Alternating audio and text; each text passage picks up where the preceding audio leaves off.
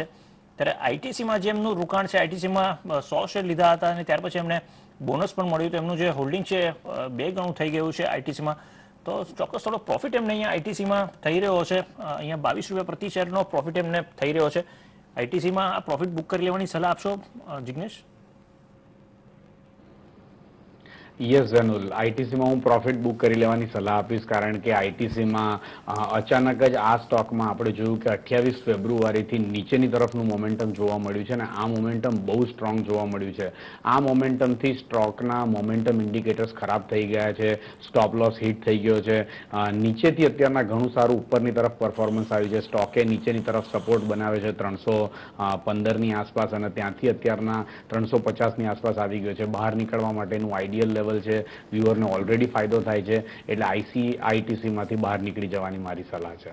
Okay, તો આઈટીસીમાંથી અહીંયા profit book કરી લો, જે પ્રમાણે જિગ્નેશ કહી રહ્યા છે. ચાર્ટ પર પણ નીચેના લેવલ પરથી ખાસો ઉપર આવી ગયો છે. હવે 52 વીક લોના લેવલ પરથી અહીંયા 200 દિવસની મૂવિંગ એવરેજ સુધી એણે અપસાઇડ બતાવ્યું છે. તો ચોક્કસ અહીંયા પ્રોફિટ બુક કરી લેવું જોઈએ. એનટીપીસી માટે શું સલાહ રહેશે? એનટીપીસી પણ ઘણો સ્લો મૂવિંગ સ્ટોક છે. 143ના લેવલ પર એમણે એન્ટ્રી લીધી છે. જિગ્નેશ, શું સલાહ આપશો?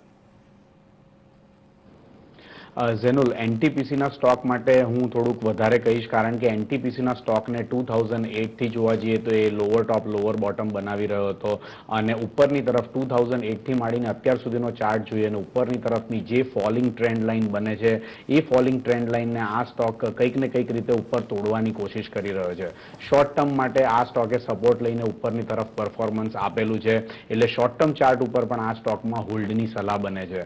હું માનું છું કે જ્યારે પણ આ સ્ટોક 158ની લેવલ ઉપરની તરફ તોડશે અને જો સારું વોલ્યુમ દેખાશે તો આ સ્ટોક ઘણા બધા વર્ષોનો રેઝિસ્ટન્સ લાઇન તોડી રહ્યો છે, એટલે સ્ટોક ઘણો સારો થઈ જશે.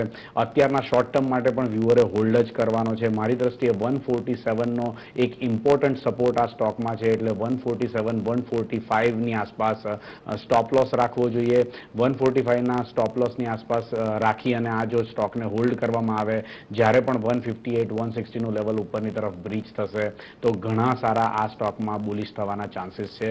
વ્યુઅરે આ સ્ટોકને હોલ્ડ કરવો જોઈએ અને જો ઉપરની તરફ બ્રેકઆઉટ મળે છે તો આ સ્ટોકમાં પહેલું જ ટાર્ગેટ લેવલ ઘણું હાઈ છે, વિચ ઇઝ એટ અરાઉન્ડ 180 અને 180ની ઉપર પણ આ સ્ટોક સારો થઈ શકે છે. એટલે વ્યુઅરે પોતાની ફિંગરને ક્રોસ રાખવી જોઈએ અને આ સ્ટોકમાં બનેલા રહેવું જોઈએ. તો જાળવી રાખો. એનટીપીસીમાં તમારું રોકાણ હવે અપટ્રેન્ડમાં આવી શકે છે. 145 147ના એક સ્ટોપ લોસના બેન્ડ સાથે તમારું રોકાણ અહીંયા જાળવી રાખો.